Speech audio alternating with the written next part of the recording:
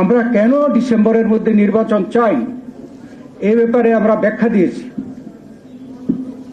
এই ব্যাখ্যা দিয়েছিলাম যে ডিসেম্বর হচ্ছে শীতকাল, এটা হচ্ছে নির্বাচনের একটা পরিবেশের সময়।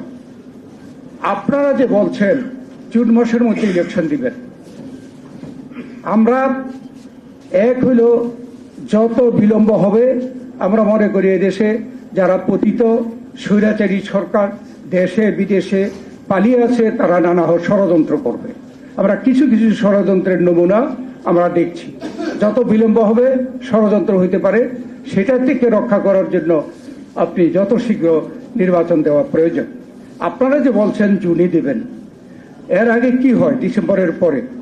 এর পরের বছরের জানুয়ারি মাস, এরপরে ফেব্রুয়ারি মাসে রোজা, এটা আমরা বলেছি। এই রোজাকে তো আমরা কোনো কেউ পিছিয়ে দিতে পারবো না, আপনারাও পারবেন না, আমরা রাজনৈতিক দলও পারবো না।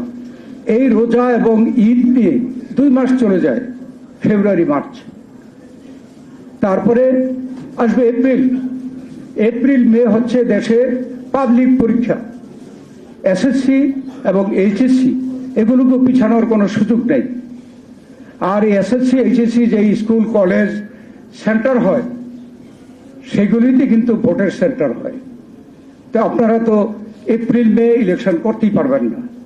আর জুন মাসে পুরোপুরি বর্ষাকাল চলে আসে। এবার তো দেখলাম মে মাসে কি পরিমাণ ঘন বৃষ্টি এবং সারা দেশে বন্যা অবস্থা। এই সময় তো নির্বাচনের সময় না। তাই আমরা মনে করি যে ডিসেম্বরের মধ্যেই নির্বাচন সম্ভব, এবং আমরা দাবি করেছি যে আপনি ডিসেম্বরের মধ্যে যেদিন সুইটেবল মনে করেন আপনারা ডেট ঘোষণা করেন। আর এটাও বলেছি যে যখন নির্বাচনের ডেট ঘোষণা হবে তখন রাজনৈতিক দলগুলো এদেশের জনগণ নির্বাচনমুখী হয়ে যাবে, এবং তখন এই ছোটখাটো ষড়যন্ত্র ওই জনগণই মোকাবেলা করবে।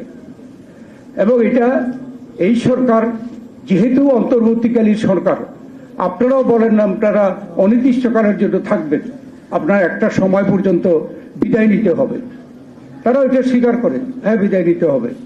আমরা মনে করি ডিসেম্বরের মধ্যে নির্বাচন দিলে আপনার সম্মানের সাথে একটি নির্বাচিত সরকারের কাছে ক্ষমতা দিয়ে আপনারা বিদায় নিতে পারেন। এর থেকে তো সম্মানের আর কিছু হতে পারে না। আর আমরা মনে করি এই কারণেই আপনারা জুন মাসে নির্বাচন করতে পারবেন না। এর থেকে যদি বিলম্ব হয় আপনারা এমন সব ষড়যন্ত্রের মোকাবেলা হবেন যে কখন নির্বাচন হয় আমরা অনিশ্চিত। সেই জন্য আমরা ডিসেম্বরের মধ্যে চাই। এখানে তেমন কোনো সদুত্তর দিতে পারে নাই যখন আমি জানুয়ারি থেকে জুন পর্যন্ত যে অসুবিধাটি আছে বলার পরে।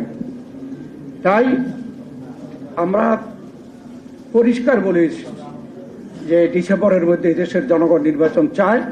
আর আপনারাও জনগণকে ক্ষমতা গ্রহণ করেই বলেছেন জনগণের অধিকার ফেরত দেওয়ার জন্য আপনাদের প্রধান কাজ। এবং অধিকার ফেরত মানে হলো ভোটের অধিকার হচ্ছে সর্বাধিক। 16 বছর যাবৎ জনগণ ভোটের অধিকার পায় না।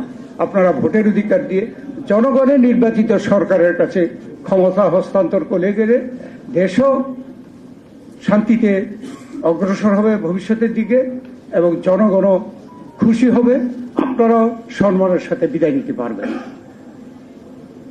এখন কিছু ব্যাপারে প্রশ্ন উঠেছে, কেউ কেউ সংস্কার চায়। আমরা বলেছি যে আমরা তো সংস্কারের পক্ষে, এবং এই সরকার আসার আগেই তো আমাদের ভারপ্রাপ্ত চেয়ারম্যান তারেক রহমান 31 দফা সংস্কার কর্মসূচি জনগণকে উপস্থাপন করেছে। আমরা বলেছি যে আমরা জনগণ যদি আমাদেরকে ক্ষমতায় বসায় এই 31 দফা কর্মসূচি আমরা পালন করব সংস্কার। এবং সরকার এসে সংস্কারের প্রস্তাব দেওয়ার পরে আমাদের প্রতিনিধি গিয়ে আমাদের পক্ষ থেকেও সংস্কারের প্রস্তাব দেওয়া হয়েছে। আমরা খোলাখুলি বলেছি যে সকল রাজনৈতিক দল এক পথ হবে এমন কোনো কথা নয়। তাইলে তো আমরা বিভিন্ন রাজনৈতিক দলই করতাম না, সব যদি একমত হয়ে যেত। অতএব মিনিমাম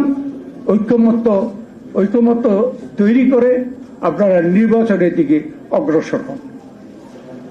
এখন আবার সরকার বলেছে এই মাসে 2 তারিখ থেকে শুরু হবে, কালকে থেকে বোধহয়, যে ঐকমত্য প্রতিষ্ঠার জন্য এর আগে এই কমিটির যে ভাইস চেয়ারম্যান যে আলী রিয়াজ সাহেব, প্রফেসর আলী রিয়াজ সভা করেছেন সবার সাথে।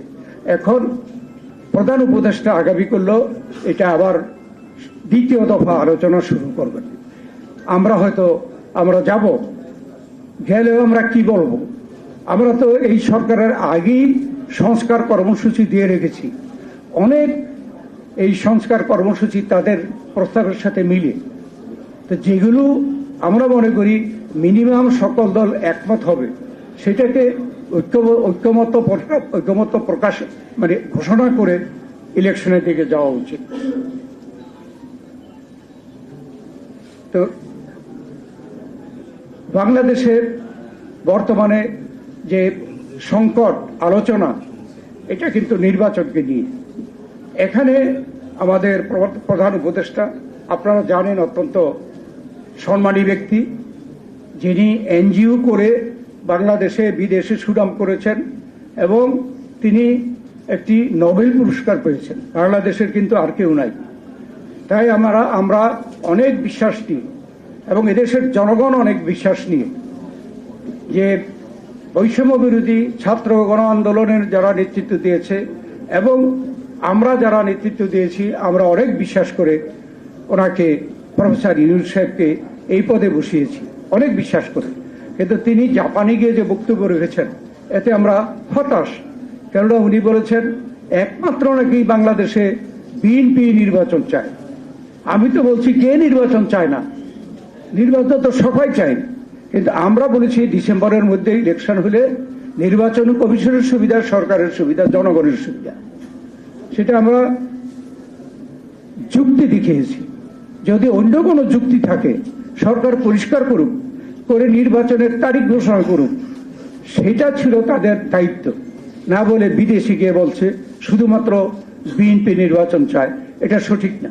আপনারা পত্রপত্রিকায় দেখেছেন, তারপরে জাতীয় পত্রপত্রিকায় লেখা হয়েছে 52টি দল একত্রিত হয়ে নির্বাচন ডিসেম্বরে চায় এবং সেই দলগুলোর নাম, নেতাদের নাম তাদের বক্তব্য পত্রিকায় প্রকাশ হয়েছে। এখন যদি প্রশ্ন উঠে যে আপনার উপরে যেখানে আমাদের এত বড় বিশ্বাস, আপনি কেন দেশের জনগণকে বা বিদেশের নাগরিকদের আপনারা কেন ভুল পথে পরিচালিত করবেন, কেন বা আমাদের মধ্যে একটা বিভ্রান্তির সৃষ্টি করবেন? আমরা এখনো আশা করি যে তিনি এই কথা উপলব্ধি করে, তিনি উপদেষ্টারা যারা অতিরিক্ত কথা বলে তাদের কর্মকাণ্ডের মাধ্যমে বিতর্কিত, আমরা সেটাও দাবি করেছি যে বিতর্কিত উপদেষ্টা, তাদের মতে যারা বিতর্কিত উপদেষ্টা, তাদেরকে বাতিল করে তত্ত্বাবধায়ক সরকারের আদলে ছোট্ট যদি পরিষদ করে, উপদেষ্টা পরিষদ, তাহলে সেখানে মতামতের ছোট হলে মতামত কম থাকে, তাদের পক্ষে সেই নির্বাচনটা অনুষ্ঠান করা সুন্দর হবে।